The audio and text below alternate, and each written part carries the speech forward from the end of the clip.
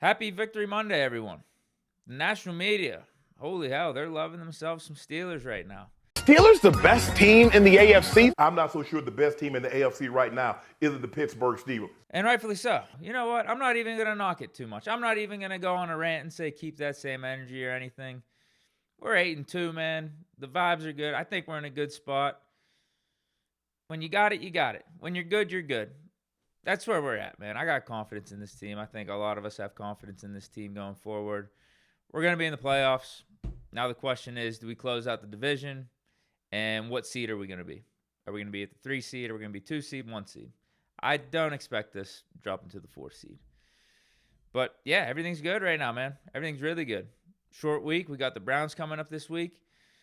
Hopefully it's not a letdown game, a Tomlin loss or anything. I don't expect it to be. You heard Russell Wilson in his press conference after the game talking about how we're going to celebrate this. Not for 24 hours, but more like for 2 hours. And then we got to get after it for next week.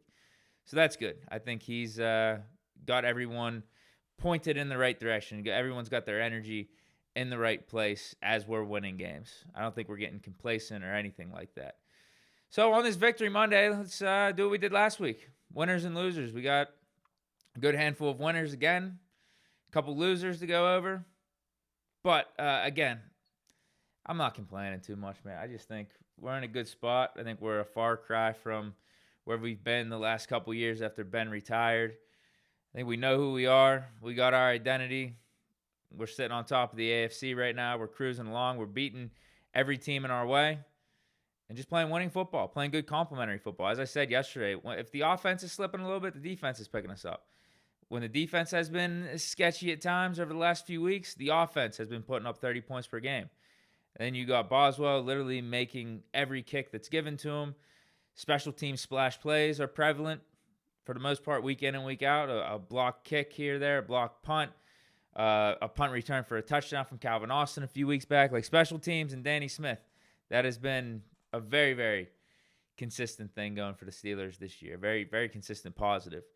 But like I said, let's go over winners and losers from yesterday's game. Let's start with the quarterbacks. And yes, I said quarterbacks because both Russell Wilson and Justin Fields played in yesterday's game. Now, Russell Wilson was the starter. He was the QB1. He was out there for 97% of the time. But Justin Fields got a little bit of an opportunity. We actually gave him some formations. We actually gave him some packages. Was out there for 3 plays and did something good on all those 3 plays. The first one was we were in the Ravens zone. I can't remember if it was exactly the red zone, but it was a second and long. It was a first and long or a second and long. I can't remember. It was after a penalty. We threw him in there, did a QB draw, picked up a nice 9 or 10 yards, got us back on schedule. And then the second play he was out there was probably one of the most critical times of the game, the most critical time of the game. We had a series on offense where we just needed to pick up a first down to close out the game. We get Fields in there on second down. He does, I can't remember if it was a fake handoff or not, but he took it himself, ran it to the outside, and should have got the first down.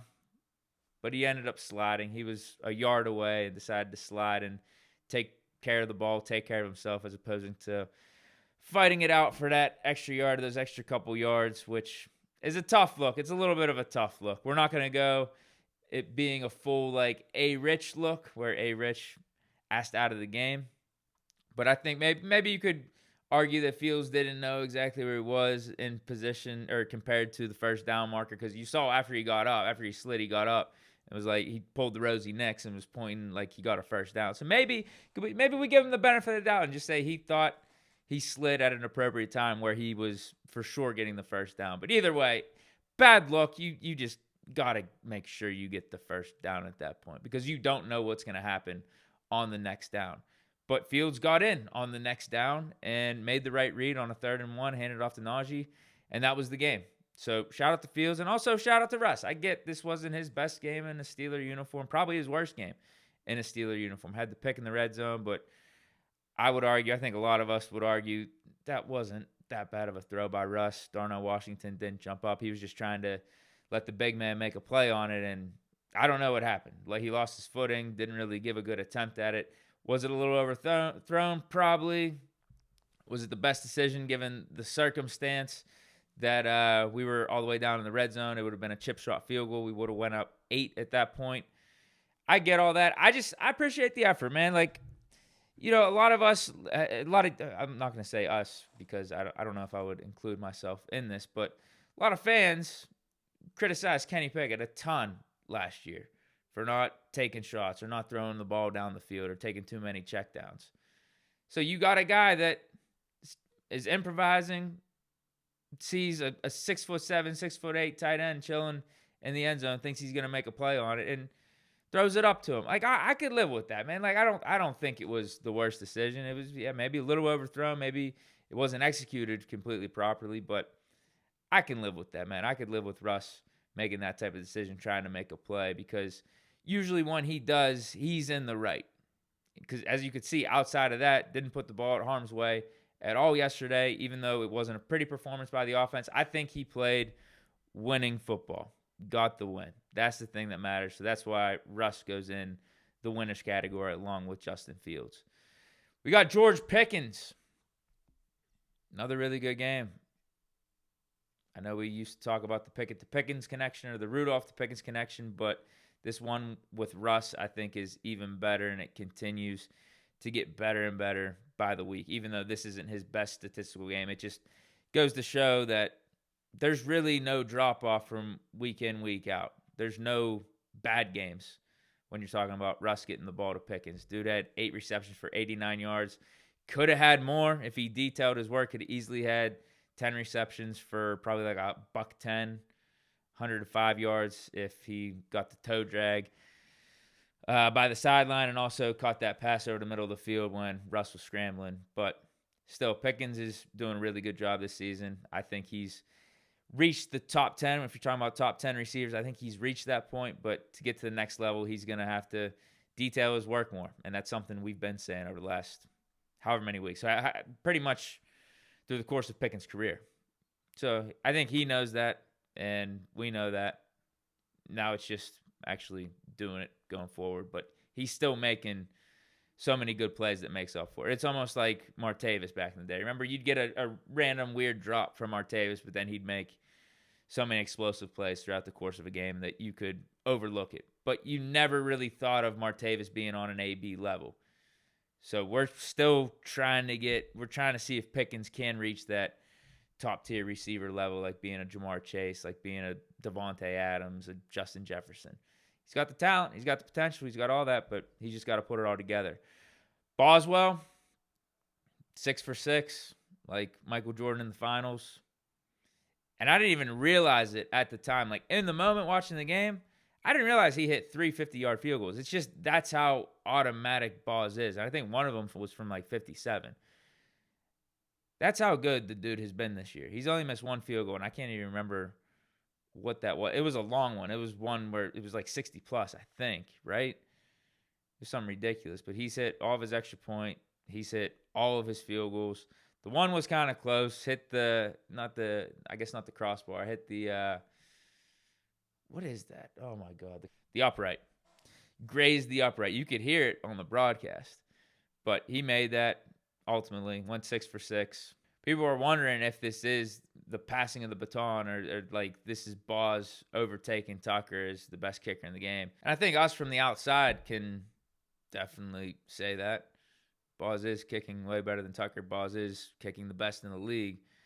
But you got to appreciate Boz for keeping that humble attitude and not getting too full of himself or getting too far ahead of himself. Here's what he had to say after the game. Of the torch with Tucker? No, not even close. Like I said, that dude's a legend. He's a Hall of Famer, and next thing you know, he'll go on another 100-field goal streak, and everyone will forget about this, and we'll move past it. I'm also going to throw the Steelers' run game in the mix, almost like I did last week. Wasn't anything crazy efficient. Najee I think he averaged like 3.5 yards a carry. But we plugged along. We stuck with the run. You could see things open up more in the fourth quarter with the Ravens defense getting fatigued. We controlled the ball a ton throughout the course of the game. We dominated possession versus what the Ravens had. I think we were up on them by double digits. It was at least double digits. We had like 30-something. They were in the 20s. And, yeah, you could see the run game still have an impact, even though it wasn't Najee getting 100 yards and completely going off. But if you total what he did with Jaylen Warren, and also they caught some passes out the backfield too. I think you just got to give a shout-out to the running backs, give a shout-out to the run game, and then shout-out to Arthur Smith for sticking with the run, staying balanced, not getting too one-dimensional. Because if you look on the other side with Baltimore, that's probably what did them in. They got too one-dimensional. It was almost like what they were doing in the AFC Championship game against the Chiefs. They abandoned the run probably too early because Derrick Henry only got, 11 or 12 carries? So I think the Steelers defense thanks the Ravens for doing that.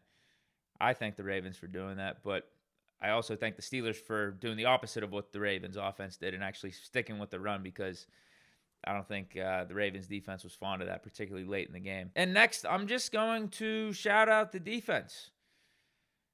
Dominant performance. Only gave up 16 points to a Ravens offense that has been humming for most of this season. They've been putting up 30 points per game like it's been nothing. We've been talking about Lamar winning this third MVP, Derrick Henry being the best running back in the league, having the best running back stats. We shut him down, man. Now, granted, Tucker missed some field goals that old Tucker wouldn't miss, so we got helped out there. But just from the eye test, we know what we witnessed. That was a really, really good performance by the defense. We got the turnovers. We stopped the Ravens from being the high-octane offense that they've been for most of this year. So you got to give credit to the defense. So I'll rattle off some individual names, too. Patrick Queen, he got his revenge against his former team that didn't even offer him a contract last offseason. After he gave them 4 years, was drafted by them in the first round, and in his most recent season, had an all-pro performance. They didn't even offer him a contract. He got that dub. He got that revenge, and was a big part of that revenge because he played good. There was maybe a missed tackle or two there, missed assignment. It just looked a little off, but no. Overall, Patrick Queen played really good. Had the splash play, had the forced fumble, and the fumble recovery. So shout out to him for getting the revenge and getting the petty game ball after the game. Remember the petty game ball that came up? That's a Tomlin thing. It was first talked about week 2 against the Broncos. Even though Russell Wilson didn't even play in that game, Tomlin still gave him the petty game ball. So if that happened, why wouldn't Patrick Queen get the petty game ball in this one? Did you get a petty game ball? Definitely did. Yeah, I did. Yeah, I'm thankful for that too. Next, we got to talk about the edge rushers. And I guess, man, I completely missed this. Since I brought up Queen, I wanted to, in a way, mention the inside linebackers as a whole. We got Peyton Wilson having that incredible pick, too. We can't forget about that. But also, TJ Watt and Herbig, the edge rushers. Even though it's not going to completely show up on the stat sheet, the impact they had, you could see them getting after Lamar, and he was definitely sped up. His timing was sped up where we'd have to get the ball out quicker, and most of those times it was just a throwaway. He had to move out of the pocket. He had to get uncomfortable because of what TJ Watt and Nick Herbig were doing and how they were rushing the passers. So shout out to TJ, shout out to Herbig. I think TJ, remember how last week I put him in the losers category, even though he had a good game, but it just felt like he was letting the Depoy Award slip. I think this is the type of performance that gets him back on track. Even though, again, it wasn't anything gaudy. He got a sack, got that big tackle for loss against Derrick Henry, had a couple QB hits. But the fact that he's the favorite right now by a heavy margin. There's really no one else on defense that's been going off. So I think TJ is viewed as the favorite by default right now, and a performance like this doesn't knock him. Going back to the offense, I'm going to throw Darnell Washington in the winners category because I think this was his best statistical game from a reception and yard standpoint. I know he got the touchdown in the Broncos game, but 2 receptions, 42 yards, got a couple more targets from Russ. It seems like he's being implemented a lot more in this offense, and I'm liking that. But now flipping to the losers and sticking with the offense, sticking with receivers. Really, outside of Pickens and outside of Darnell Washington and the running backs, Najee Harris had 4 receptions, 30 yards. Jaylen Warren had 4 receptions, 27 yards. No one's really doing much. You look at Van Jefferson, 0 receptions, 0 yards, had a drop. Calvin Austin, 1 reception, -1 yard. So that storyline continues to pop up where you look at Pickens getting consistent production, doing consistent things, and you got some passes to the running backs, and you don't know which tight end's going to be getting targets, whether it's Muth or Washington. But you say to yourself, yeah, outside of Pickens, the receivers ain't really doing too much for us. Now we have a game or two where they do, and then you're like, okay, is this turning the corner? Is this a new leaf for all of our receivers outside of Pickens? But then it goes back to a game like this where you're just like, man, we really can't count on them like that, which is why I think we need to get Mike Williams in the game more. And you saw in the second half, we were getting Mike Williams a lot more snaps, and even though he didn't get any targets, I think that was opening up the offense. Maybe I'm too naive for that. Maybe I'm just tooting my own horn because I was calling for Mike Williams to get in the game, and him and Pickens, I thought if you had one on the outside, one on the other, and even sometimes they would have formations where they were on the same side, those two dudes were going to draw attention and open things up for the tight ends or open things up for the middle. And it felt like we had a better flow on offense when Mike Williams was in the game. Again, maybe it's hyperbole or maybe I'm making this a stretch that he had that type of impact, but I think it was the case. I do. That's my opinion on it. Broderick Jones getting a couple bad penalties. I think he goes in this category, although I don't think he had that bad a game. I don't think the O-line was that bad. I think Russ took some sacks, but he had some time. It wasn't like as soon as the ball was snapped, he couldn't even get it off to his first read. He probably had time to get to his first read, second read. I don't know if the receivers were completely getting open like that. That's my other thing. But, yeah, I don't think this was Russ's best game either. Like, I think he could have done better in the playmaking category. But the O-line, yeah, could they have blocked better? Could they? Yeah, of course. But I don't think they were that bad. And I don't think Broderick was that bad, but the penalty stuff continues to pop up with him. And then last, even though he's on the other team right now, we do have the connection with him, Diontae Johnson. Life in the NFL, it could really come at you fast. And just last year, he was wide receiver 1B for the majority of the season. And then after Pickens emerged the last 3 weeks, he became wide receiver 2, but had a definitive role, was a starting receiver on a year in and year out good team like the Steelers, a year in and year out good organization like the Steelers. And we trade him in the offseason, goes to Carolina. It's a dumpster fire down there. Carolina trades him because Diontae's on an expiring contract to a contender like the Ravens who could use some receiver help. But as you could see, even though he's on a good team like the Ravens, his role isn't guaranteed.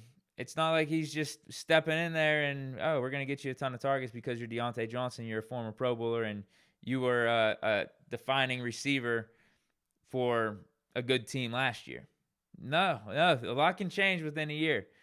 Had one target, and it was a borderline drop. I don't know if you want to call it a drop. I don't think it would have been a catch anyway because the ball was it was too far thrown out of bounds, I would say. I think it was too close to the sideline. I don't think Diontae was going to be able to get his feet down. But outside of that, he was a no-show.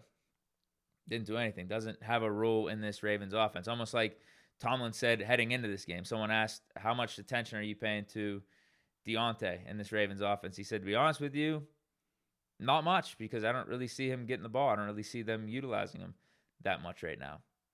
So who knows what is in store for Diontae in the future? Who knows if a reunion could potentially happen, because Diontae and Tomlin talked after the game. I don't know if it was before, but they talked, and Diontae said that Tomlin missed him and just wanted to let him know it was all good between the two. So, yeah, I mean, if we got Diontae back on the cheap, I wouldn't be opposed to that. We re-signed a Mike Williams, got a Diontae back in here. You mean to tell me that wouldn't help the offense? Got a Diontae back here on the cheap, too, because there's no way his market's going up after this season. Maybe you get him in here on a one-year deal for like $7-8 million. I wouldn't be opposed. Definitely wouldn't be opposed. But that's it for today's show of winners and losers. Let me know if I missed anyone. I think I got it all covered. Obviously, you got Minka, even though he's not playing like the old Minka. Still doing good things. Who else? Deshaun Elliott, he continues to play really good. So there's some names I didn't mention or I didn't highlight. JPJ had that nice tackle on the 2-point conversion. Had a couple pass deflections. Didn't get cooked in this game. Seems like he's getting back on track. So, there's other names that I think we could throw in the mix. But let me know if there's anyone in particular you think I really missed and didn't even mention, down below in the comments. But that's it. Hope you guys enjoyed. Short week. Like I said, we got the Browns on Thursday night, so we'll be doing a probably Steelers-Browns preview on Wednesday. I'll probably do that live over on Bleach Report tomorrow. Not sure what the content will be. We'll see. We'll see what happens with like Thomas' press conference, if any news breaks in between now and then. But definitely got a Steelers-Browns preview coming up on Wednesday, so stay tuned for that. But that's it. Stay chilling. Peace.